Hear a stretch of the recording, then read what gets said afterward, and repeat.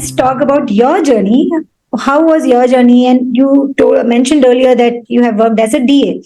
How did that help, Yes. or is it useful? What do you recommend? 100% useful. And I would ask everyone who's giving exams as well, because the way things work in Australia is very different to what the way we work in India or any other country as well. Here, I had no idea as to how it works. And because I had some time, I started working as a DA in a very good clinic, lovely clinic. I had no experience as a DA as well. I didn't even know how to hold a suction, right? But here in Australia, the DA does everything for you. Everything, A to Z, everything's done for you.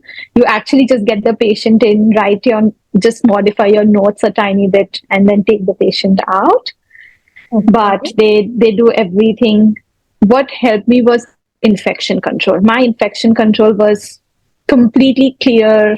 I was like, I knew what I have to do in the exam thanks to my DA job, Ah, because that is what they follow. It's compulsory for everyone to follow that. okay. So that helped me. Yes. Awesome. And then there are Yeah. small tasks as well in exam, like rubber dam is a compulsory task. You have fit and fissure, you have your x-rays. So just by observing, I don't know, like probably when I was working back in India, I have never done rubber dam. I had never done rubber dam in my life. Hmm. But just having a look, like, how the dentists work, and then I would practice myself, keep everything ready for that 10-minute task, so that if everything's ready, the dentist just has to put the rubber dam on. So that was my practice period. I used to practice so many things during that time, the changeover time. So yeah, that has helped a lot. Awesome, awesome. And I would like to ask you, like, if somebody is shifting over there, getting a job as a DA and applying for the work visa and everything, does the salary enough for them to survive there? I would say it would be just enough, Okay. just enough, because on an average, as a DA, you get 23 to 26, 25, $26 per hour, depending on location, depending on the clinic as well. But that is the minimum that you should be getting. Okay. So considering that, I think if you work full time for 5 days, you would be having $800, around $750 in your hands, which is pretty good, which is very good, because your cost of living for a month would be around 1400 to 1200 to $1600, on an Okay. average 1400. This Yeah. is apart from the tax and everything, or including like how is the tax Uh, system over there? the tax system there here is a bit.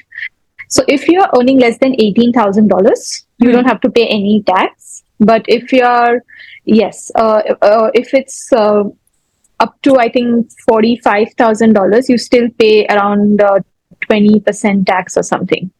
So again, everything's really written well in the ATO side, the Australian Tax Office, the cutoffs that are present, Okay. but it's not as bad. And because you are working as an employee, like you have different perks as well. Like it is very important here to have your pay slips. They give you properly as to how much of sick leave do you have, how much of annual Ah, leaves do you have.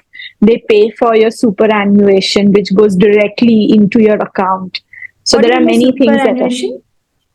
So superannuation is just like your saving. It's a compulsory saving that the employer has to pay for an employee for their retirement. Yeah, so it's like a retirement saving Oh, stuff, nice. which Okay. is compulsory. Yes. Okay. So So everybody all has of to, that is every clinic, happening. small, even if it's a small clinic, they have to do it. That's They pretty have good. to do it. It's compulsory. Yes.